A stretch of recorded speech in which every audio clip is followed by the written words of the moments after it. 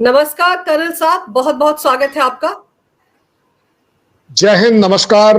बहुत बहुत धन्यवाद, आपने अपने प्रेस्टीजियस शो पर हमें आने का मौका दिया है। जय हिंद सर। सर, गृह मंत्रालय ने सभी राज्य सरकारों को निर्देश जारी किए हैं कि 7 मई को अपने अपने राज्यों में वो मॉक ड्रिल करवाएं। तो क्या इसे वॉर की तैयारी के तौर पर देखा जाए? ओ यस, 100%। आप बिल्कुल इसको एक स्ट्रेट मैसेज देख लीजिए कि इंडिया ने अब वॉर की तैयारी कर ली है। और वॉर की तैयारी 3 लेवल पर होती है, एक डिप्लोमेटिक लेवल पर, एक मिलिट्री लेवल पर, और एक होता है पब्लिक के लेवल पर। अब अगर ये पब्लिक के लेवल पर आ गया है, दैट मीन्स ऊपर वाली 2 चीजें ऑलरेडी डिसाइड हो गई है। पब्लिक को अब बताया जा रहा है कि आपको अपनी सुरक्षा कैसे करनी है। सिविल एडमिनिस्ट्रेशन को दिखाया जा रहा है, बताया जा रहा है कि आप वो सारी ड्रिल्स करें जो इस मॉक ड्रिल के अंडर आती हैं। मैं आपको ये बात ज्यादा अच्छी इसलिए बता पा रहा हूं क्योंकि मैंने ये खुद करी हुई है। जब मैं छोटा था, जब हम जम्मू में थे और 71 वॉर के टाइम ये ड्रिल्स कैसे करी गई, स्कूल में क्या हुआ था, मुझे आज भी याद है। घर पर तो होते थे तब क्या हो रहा है, बाहर मार्केट में है तब क्या करना है। आपको ये भी याद होगा, इजराइल में जो हमारे रिपोर्टर्स गए थे, जब आप सुनते थे कि एक सायरन बजा, उसके 10, 15, 20, 25, 30 सेकंड के बाद धड़ाम से दी आवाज आई। वो आवाज क्या है? वो एक्चुअली मिसाइल गिर गई, या वो अटैकिंग जो भी रॉकेट से किया गया है वो गिर गया, आर्टिलरी शेल गिर गया। सो ये सारी चीजें जब सिविल एरियाज को टारगेट किया जाता है, तब उसके लिए सिविलियंस को एक तैयारी देनी है। जैसे एक छोटा सा एग्जांपल देता हूं। एक जैसे ही जहाज हमारे रडार में आता है और हमें दिख रहा है कि ये हमारी तरफ आ रहा है, लेट अस एक एग्जांपल ले लेते हैं, फिरोजपुर की तरफ आ रहा है, तो इमीडिएटली फिरोजपुर को बताया जाएगा और फिरोजपुर इमीडिएटली सायरन को बजाएगा। और वो सायरन जो होता है ना, जैसे अपनी पुलिस की गाड़ियां होती हैं, वो छोटा, थोड़ी देर नीचे ऊपर नीचे ऊपर, वो वाला सायरन होगा अलर्ट का। और जब भी कभी क्लियर होगा, एक प्लेन सिंपल सायरन बजेगा आपका। सो हुटर बजेगा जिसको हम बोलते हैं। सो ओवरऑल देखें तो इस तरह की काफी सारी ड्रिल्स हैं जो आपको सायरन बजने पर करनी होती है और सायरन जब खत्म हो गया तब करनी होती है। तो अगर आप चाहें मैं आपको 1 बाय 1 एक्सप्लेन कर सकता हूं इफ यू वांट। जी सर। ओके। अब जैसे सिविल एयर वार्निंग रेड है, एयर वार्निंग रेड में सायरन बजेगा। वो सायरन वर्केबल होना चाहिए। अगर वो किसी वजह से नहीं बजा तो बहुत बहुत ज्यादा नुकसान हो जाएगा। इसलिए आप उस सायरन का भी एक डुप्लीकेट रखते हैं कि ये नहीं है कि सिर्फ एक ही है। उसकी आवाज इस हिसाब से रखी जाती है कि जो एरिया ऑफ रिस्पॉन्सिबिलिटी है, जैसे फिरोजपुर है तो फिरोजपुर में पूरे में हो पाएगा। एक एक सायरन से सारों को आवाज जाएगी और काफी अच्छी ऊंची आवाज में वो सायरन बजता है। अगर आप सो भी रहे होंगे तो आप जग जाएंगे। ये दिन और रात दोनों टाइम किया जा सके। जो वहां पर ही आपको अपने आप को प्रोटेक्ट कैसे करना है कि क्या, क्योंकि ये सायरन क्यों बजाए, क्योंकि एक जहाज, एक मिसाइल फिरोजपुर की तरफ आ रही है। चाहे वो सिविल एरिया में आए चाहे कहीं भी आए, लेकिन वो आएगी जरूर। मिलिट्री इंस्टॉलेशन लेगी या गलती से सिविल इंस्टॉलेशन लेगी, एरर आएगा या नहीं आएगा। सो इसलिए आपको प्रोटेक्ट कैसे करना है, क्योंकि वो आपको नहीं पता किधर को आ रही है। सो आपको एडवाइस किया जाता है डाइनिंग टेबल के नीचे हो जाइए, जो आपके पिलर्स वाला घर है उसके पिलर के कॉर्नर में आ जाइए, क्योंकि खिड़की से हट जाइए, दूर हो जाइए। ये सारी बातें सिखाई जाती हैं। और स्पेशली जो बॉर्डर विलेजेस हैं वहां पर वो अंडरग्राउंड शेल्टर भी बनवाए जाते हैं कि दौड़कर सबसे पहले शेल्टर के अंदर जाइए, क्योंकि वहां पर आपके ऊपर आर्टिलरी शेल आएंगे, मोटर शेल आएंगे। ये एक्चुअली आपको याद होगा कई बार सीज फायर वायलेशन में भी ये सारी चीजें हुई हैं। इसी तरह प्रोटेक्शन के बाद है ये दिन का, और दिन में से पहले जो तैयारी है एडमिनिस्ट्रेशन ने क्या करना है, VAVPs, very important points and very important areas, VAVP, इनको कैसे आपने छुपाना है। अगर मैं अगेन आपको बात कर लूं लेटर से फिरोजपुर की, तो हुसैनी वाला बराज हमारे लिए बहुत इंपॉर्टेंट है। तो उसके ऊपर जाला लगेगा, कलर होगा, क्या नहीं होगा, ये हम लोग डिसाइड करते हैं और सिविल एडमिनिस्ट्रेशन इसे एग्जीक्यूट करता है। वहां पर जो लोग हैं उनको एडवाइस किया जाता है कि अगर सायरन बज जाए तो आप इस ओपन एरिया में ना आए।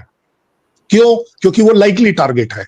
इसी तरह अगर मैं बात कर लूं, आपका कोई हाइडल स्टेशन है जहां बिजली बन रही है, वो भी टारगेट पर हो सकता है। तो ऐसी जगहों का कंसीलमेंट, कि वो जहाज उसको ना देख पाए, उस पॉइंट ऑफ व्यू से उसको किया जाता है, हेलीकॉप्टर ना देख पाए।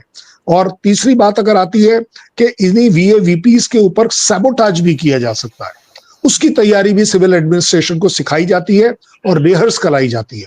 लेकिन over a period of time जब वॉर नहीं हो रही होती है तो ये सारी चीजें आदमी भूल जाता है।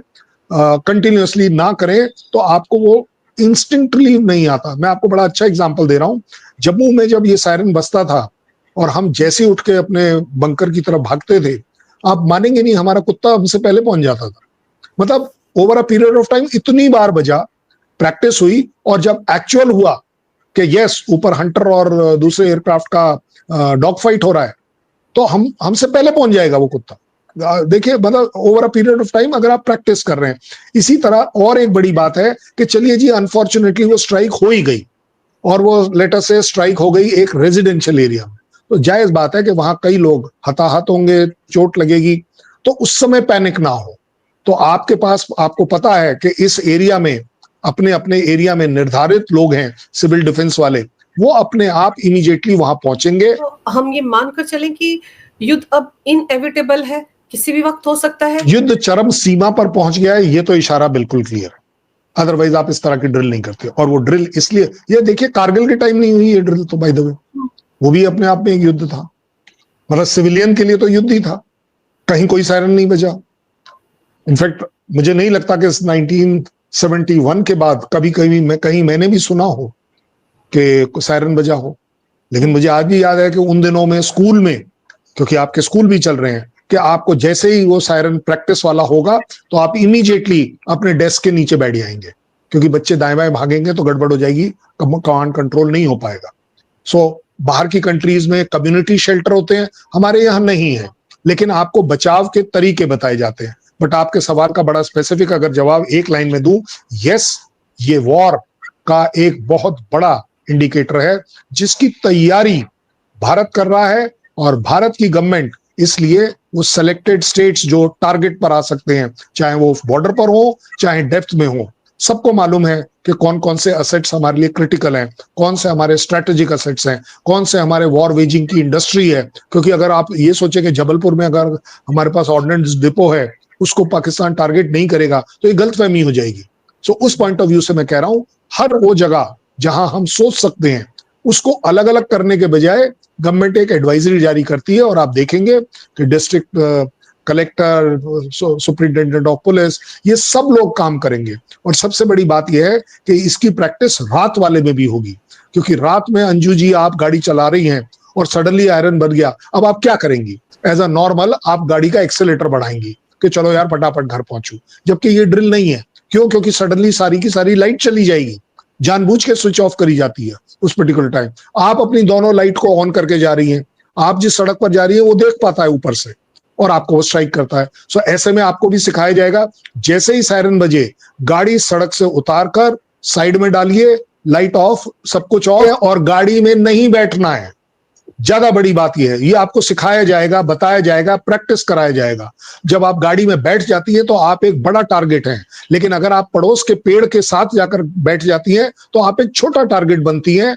अगर एक राउंड आकर किसी वजह से उस पेड़ पर लग भी गया तो ऐसा समझा जाता है कि अगर उसका तना मोटा है तो वो गिरेगा नहीं, और अगर गिरेगा भी तो वो ऊपर से नीचे की तरफ गिरेगा। अगर आप उसके तने में नीचे की तरफ बैठी हैं तो वो पेड़ आपके ऊपर नहीं गिरेगा। तो इस तरह की जो फाइनर पॉइंट्स है, ये रिहर्स किए जाते हैं, बताए जाते हैं। पब्लिक प्लेस पर अगर आप हैं तो वहां का रिएक्शन एक अलग होगा।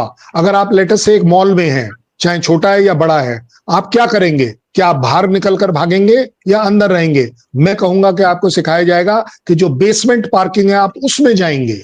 वो एक बहुत बड़ी चीज है। अगर सपोज कर लेते हैं बेसमेंट है ही नहीं किसी वजह से, तो आप अपने आप को बचाने के लिए उसके जो बाहर के पिलर, अंदर के जो पिलर्स हैं, पिलर्स के साथ खड़े होंगे। क्योंकि कोई भी बॉम्ब अगर गलती से जानबूझ के, जैसे भी कह लीजिए, अगर उस बिल्डिंग के ऊपर लगता है जहां आप खड़े हैं वो मार्केट की, तो पिलर जरूर बच पाएगा। और अगर पिलर बचता है तो आपके चांसेस ज्यादा हैं कि आप पिलर की ओट में अगर खड़े हैं तो आप जरूर बच जाएंगे। लेकिन हम ये तो सुनते आ ही रहे थे कि पाकिस्तान में तो ये सारी रिहर्सल पता नहीं कब से चल रही है, उनको तो ज्यादा डर सता रहा है, इसका मतलब?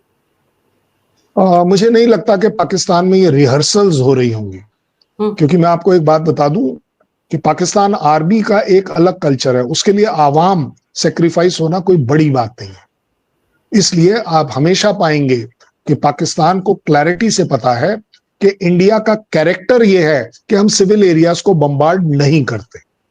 ये एक हालांकि कहने के लिए वॉर के नॉर्म्स में भी है कि आप सिविल एरियाज को टारगेट नहीं करेंगे, स्ट्रैटेजिक असेट्स को टारगेट नहीं करेंगे, डैम को अटैक नहीं करेंगे, बिजली घर को अटैक नहीं करेंगे, कोई भी स्कूल को अटैक नहीं करेंगे, हॉस्पिटल्स को अटैक नहीं करेंगे, वगैरह वगैरह। लेकिन पाकिस्तान इज वेरी श्योर कि मेरी कंट्री, मेरा पायलट कभी भी इस तरह का काम नहीं करेगा। इंडिया में हम पूरी तरह से श्योर हैं, पाकिस्तान अपनी कमजोरी छुपाने के लिए इन्हीं जगहों पर अटैक करेगा, where it hurts, it will hurt us, कि यस। अदरवाइज आप बता दीजिए, वो जो टेररिस्ट स्ट्राइक करने की जो सो कॉल्ड कोशिश करी गई थी पार्लियामेंट पर, क्या बनता है पार्लियामेंट से सिवाय सेंसेशन के लिए? उसके अलावा कुछ नहीं है, कि वर्ल्ड न्यूज में आ जाएंगे। तो इस पॉइंट ऑफ व्यू से मैं कहने की कोशिश कर रहा हूं कि जब ये ड्रिल्स करी जाती हैं, उसका एक बहुत बड़ा मीनिंग है, और मेरे जैसे फौजी के लिए सबसे बड़ा मीनिंग यही है, the war is likely to be there, it is at our door, हमारे दरवाजे पर अब वॉर आ गई है। सर, आपको याद होगा अभी कुछ दिन पहले ये बातें भी सामने आई थी, सैटेलाइट से ये तस्वीरें भी सामने आई थी कि पीओके में किस तरह से जो लॉन्चिंग पैड है उनको हटाया जा रहा है। अब बहुत जगहों से ये तस्वीरें आई थी कि वहां पर पाकिस्तान आर्मी ने अपनी बेस बना ली है और रिहायशी इलाकों में बनाया है, जिस तरह से हमास में हुआ। यस, इसमें कोई डाउट नहीं। ये जो सैटेलाइट इमेजरी से जो फोटोग्राफ्स आई थी कि कुछ एक लॉन्च पैड और ज्यादातर लॉन्च पैड इन्होंने खाली करे हैं और उन लोगों को शिफ्ट किया है, इंक्लूडिंग हाफिज सईद टाइप के जो टॉप टेररिस्ट हैं, उनको रिहायशी इलाकों के पास किया है। मैंने अभी अभी आपको क्या बोला, उन्हें ये जरूर पता है कि इंडियन आर्मी रिहायशी इलाकों पर अटैक नहीं करती। ये अपने आप में मेरा प्रूफ हो गया कि हम नहीं करते, इसीलिए वो वहां ले जा रहे हैं। बट इस बार वो ये रियलाइज नहीं कर रहे कि इंडियन प्राइम मिनिस्टर ने जो अनाउंसमेंट किया है, ये कहते हैं ना विनाश काले विपरीत बुद्धि, आप लगे रहो अपनी दिमाग में लगाने के लिए। आपको ये नहीं पता, हम तो चाह ही ये रहे हैं कि हर 2 दिन बाद आप हाफिज सईद की लोकेशन बदलते रहो, सो दैट हम over a period of time समझ जाएं कि वो चल कहाँ रहा है। ये सारी चीजें ट्रैक की जा रही है। वो अभी नहीं होगा, कल नहीं होगा, 10 दिन बाद होगा जरूर। ज्यादा बड़ी बात यह है कि आप जब रिहायशी इलाकों के पास करते हैं, तो मुझे लगता है कि इस बार प्राइम मिनिस्टर का कहना, आइडेंटिफाई हाफिज सईद, हमने तुम्हें आइडेंटिफाई कर लिया, ट्रैक, हम तुम्हें कंटिन्यूअसली ट्रैक कर रहे हैं कि पिछले 11 दिन में 4 बार आपकी लोकेशन बदली गई है, एंड इलिमिनेट। बड़ी सिंपल पनिश बोला है, लेकिन उसको मैं कहता हूं इलिमिनेट। अगर आज ये मैं पहली बार, in spite of being a humanitarian man, मैं ये पहली बार कह रहा हूं, अगर इस गेहूं के साथ घुन पिस गया कुछ सिविलियन का, it is just too bad. क्योंकि मैं कहता हूं ये आवाम जो पाकिस्तान की है, क्या ये रिस्पॉन्सिबल नहीं है कि कुछ नहीं करेगी? इन्हें नहीं पता कि हमारे यहाँ क्या हो रहा है? हाफिज सईद अगर आपके गांव में आकर लोकेट किया जा रहा है, आपको नहीं लगता कि आप अपने लिए डेंजर बुला रहे हैं? मुझे नहीं लगता कि उन्हें कोई भी फिक्र है कि आवाम के कितने लोग मारे जाएंगे। सर, अब तो आप देखिए कि रूस के प्रेसिडेंट ने भी पीएम मोदी से बातचीत की है और कहा है कि आतंकवाद के खिलाफ वो पूरी तरह से भारत के साथ है, भारत जो भी एक्शन लेगा उनके साथ है। अगर कल को भारत कोई एक्शन लेता भी है, तो फिर तो पाकिस्तान चौतरफा फंस जाएगा ना सर, क्योंकि बलूच वाले भी तो खामोश नहीं बैठे हुए ना। वहां देखो बलूच आर्मी किस तरह से पाकिस्तान की आर्मी को टारगेट कर रही है। अगर हम लोग डिसाइड करें तो शायद पाकिस्तान फिर से प्रूफ मांगेगा और बोल देगा नहीं जी ऐसा कुछ नहीं है। पाकिस्तान में एक लाइव शो में एक मिनिस्टर से ये पूछा गया है और बताया गया है कि भाई साहब आप एक बात बताइए, आप सोमालिया से क्यों सपोर्ट मांग रहे हो? मतलब सोमालिया क्या कर देगा तुम्हारे लिए? इमेजिन। और वो भी उनका मिनिस्टर जो है वो सोमालिया के डिप्टी प्राइम मिनिस्टर के लेवल तक ही जा पाया है, वहां भी वो प्रेसिडेंट प्राइम मिनिस्टर के पास नहीं जा पाया। सो ऑब्वियसली जब आप बोलती है ना चौतरफा, वो 5वीं तरफ ये भी है कि इस समय दिमाग काम नहीं कर रहा, मेंटल पैरालिसिस है पाकिस्तान की गवर्नमेंट में, इंक्लूडिंग आर्मी में। ये जो सारा स्केयर क्रिएट किया जा रहा है, डर क्रिएट किया जा रहा है, एक खौफ क्रिएट करा जा रहा है, एक दहशत क्रिएट करी जा रही है कि नहीं इंडियन आर्मी आ रही है हमारे ऊपर अटैक करने। उसके बावजूद क्या आवाम की तरफ से कोई बड़ी आवाज आई कि नहीं जी हम नहीं आने देंगे? ले दे के वही 4 मिनिस्टर बोल लेते हैं, 5वां कोई सांसद बोल लेता है। हो क्या रहा है? तो आवाम इनके साथ नहीं है। बट आज ये बड़ी जिम्मेदारी से हमें इवैल्यूएट करना चाहिए कि इस आवाम को अगर किसी भी तरह से चोट आती है, अगर हम हाफिज सईद को मार रहे हैं और उसके साथ 2 आदमी और मारे जाते हैं, we are very sorry, but we will not feel sorry to not to kill the second man. हम दूसरे आदमी को भी मारेंगे। Let this be the warning, warning नहीं है, let this be the experience. ये एक्सपीरियंस करने दीजिए कि निहत्ते इनोसेंट लोग मरने से क्या होता है। It hurts. हमारे यहाँ 28 फैमिली नहीं हर्ट हुई है, 140 फैमिली हर्ट हुई है, 140 करोड़ फैमिली हर्ट हुई है। मैं हर्ट हुआ हूं। ये जो लोग मारे गए हैं, ये किसी एक जात के नहीं थे, किसी एक पात के नहीं थे, सिर्फ उनकी गलती ये थी कि वो हिंदू थे। और अगर हिंदू के ऊपर आप अटैक कर रहे हैं तो क्या हिंदुस्तान को जवाब देने का हक है या नहीं है? अगर वो टेररिस्ट बोल रहा है कि मोदी को बता देना, तो मोदी को जब पता चल गया तो अब मोदी उसको बात करे या ना करे, भाई जवाब तो देना पड़ेगा ना कि भाई तेरा मैसेज मेरे पास आ गया है। अब मोदी का जवाब अपने तरीके का है। इस बार पहली बार आप देख रहे हैं कन्याकुमारी से श्रीनगर तक जितने हिंदू मुस्लिम सिख ईसाई हैं सब मिल क्यों गए। बड़ी बात, आज तक कभी नहीं हुआ हिस्ट्री में कि नमाज अदा करने के लिए लोगों ने 2 मिनट का मौन रखा है, लोगों ने काली पट्टी बांधी है पूरी कंट्री में। मैं ये नहीं कह रहा हूं कि कौन अच्छा है कौन बुरा है, बट पूरी कंट्री आज साथ है। और ये जो खौफ है ये पाकिस्तान की आर्मी और गवर्नमेंट पर है। वहां की आवाम ये चीज सीख नहीं पा रही, बट अपने आप में उसका वो खमियाजा जरूर भुगतेगी। सर आप ये देखिए ना कि सोमवार को जो स्पेशल सेशन बुलाया था पाकिस्तान में, वहां की सरकार ने, वहां पर खड़े होकर एक सेनेटर कह रहा था, फजलुर रहमान शायद उसका नाम है, जो ये कह रहा था कि मंत्री आए ही नहीं है, पाकिस्तान सरकार के बड़े बड़े मंत्री सारे गायब हो गए हैं, वहां के जनरल अपनी फैमिलीज को विदेश भिजवा चुके हैं। मुनीर का भी कोई अता पता नहीं है सर, पुराने वीडियो जो चलाए जा रहे हैं उसके कि फॉरवर्ड पोस्ट पर खड़ा होकर भाषण दे रहा है। तो आप सोचिए किस कदर दहशत पे है पाकिस्तान इस वक्त। आपने पार्लियामेंट बोला इसलिए मैं कुछ और नहीं ऐड करूंगा। एक बड़ी सिंपल सी उस वाली वो जो वीडियो उन्होंने रिलीज करी है पार्लियामेंट सेशन की, कृपया कर उसको एक बार इवेलुएट कर लीजिए, आपको दिख जाएगा कितनी सीटें खाली है। भाई जो भी पार्लियामेंट बनाता है, अगर हमारे यहाँ 540 की है तो 540 सीटें तो होंगी, दैट मीन्स 540 लोग मिनिमम उसमें बैठने चाहिए। उसमें सीटें कितनी खाली हैं वो गिनिए आप सबसे पहले, तब आपको पता चला। मंत्री तो बहुत दूर की बात है, कौन मंत्री और कौन संतरी मुझे नहीं पता, लेकिन उनके अपने पार्लियामेंटेरियंस भी नहीं है। और चलिए इसको आप आगे ले जाइए।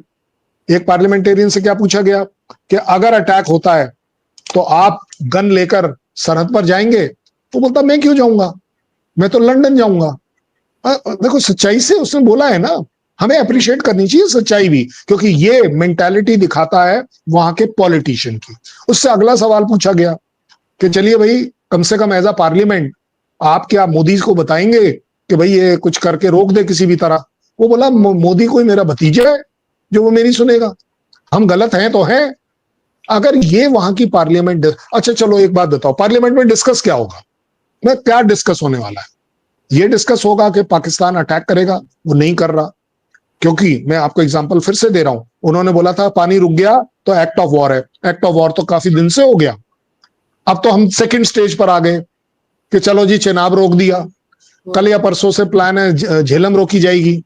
ये एक्ट ऑफ वॉर कहां है?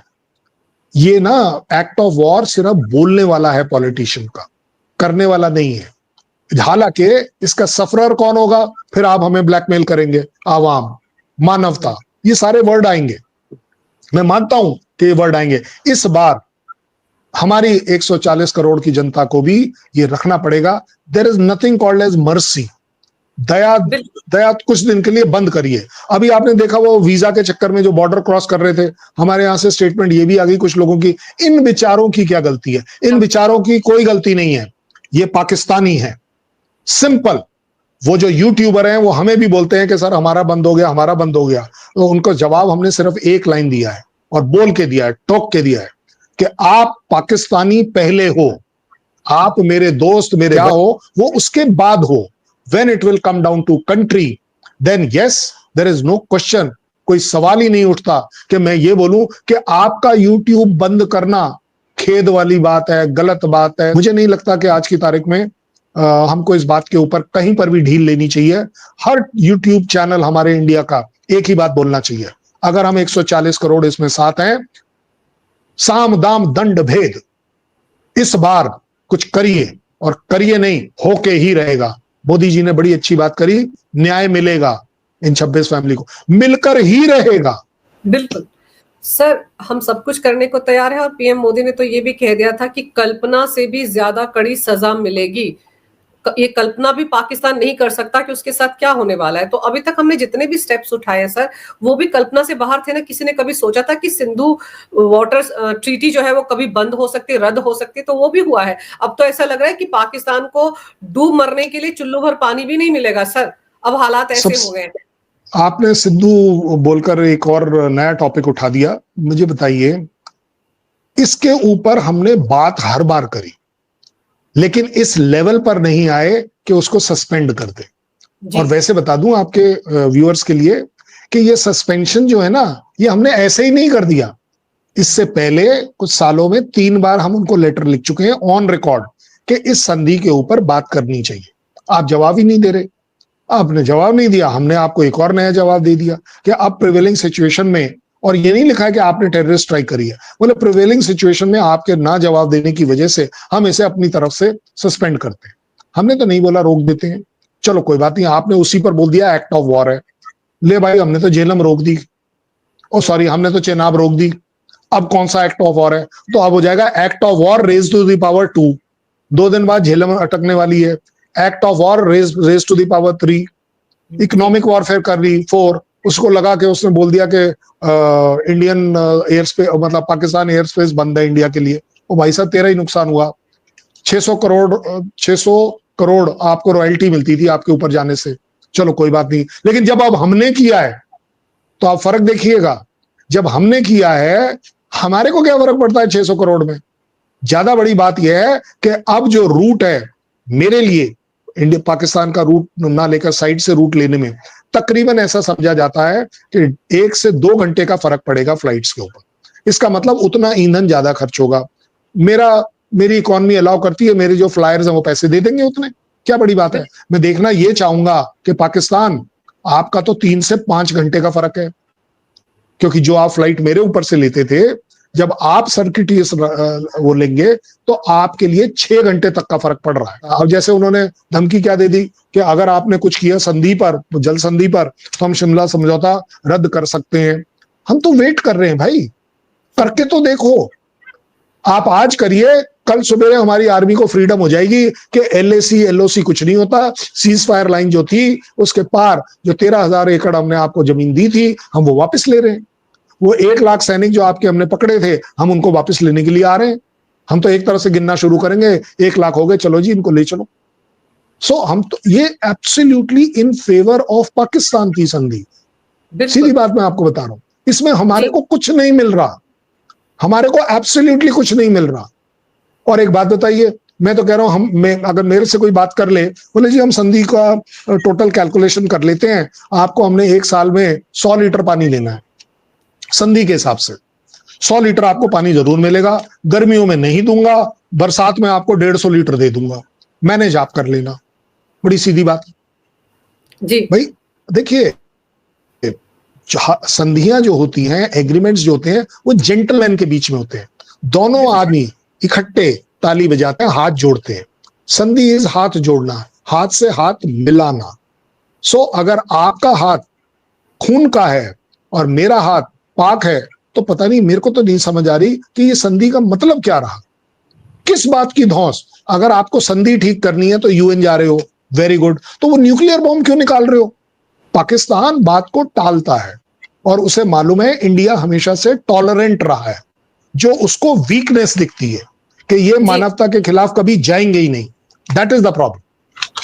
लेकिन सर, इस बार ऐसा नहीं होने वाला है, इसका एहसास पाकिस्तान को हो गया है। इसीलिए वो मुल्ला मुनीर जो है वो डरा भागा फिर रहा है, बंकर में जाकर छिप गया है। प्राइम मिनिस्टर के भी बुरे हाल है, बीमारी का बहाना बनाकर अस्पताल में पता नहीं नीचे बंकर में छिपा हो। ये सारे ड्रामे देखने को मिल रहे हैं। लेकिन चलिए देखते हैं अब जो ये मॉक ड्रिल होनी है ये किस तरह से होती है। मॉक ड्रिल आप जनता सब बड़े रिलीजियसली कीजिएगा, सीरियसली कीजिएगा। ये आपको, आपकी जान बचाएगी, आपके घर वालों की जान बचाएगी, और साथ ही साथ आप किसी और 2 आदमियों की जान बचा पाओगे। ये मॉक ड्रिल किसी और के लिए नहीं है, आपके और मेरे लिए। बिल्कुल सही कह रहे हैं आप सर। तो एक स्ट्रॉन्ग मैसेज तो गृह मंत्रालय की तरफ से देश की जनता को दे ही दिया गया है कि अब उनको किसी भी तरह के हालात के लिए खुद को तैयार करना है। आपने सर समय निकाला, बहुत ही विस्तार से इस विषय पर बहुत ही अहम जानकारी मेरे दर्शकों को दी। आपका बहुत बहुत धन्यवाद। नमस्कार। ठीक है। भारत माता की जय हो। वंदे मातरम। जय श्री राम। जय हिंद। जय हिंद। बहुत बहुत धन्यवाद।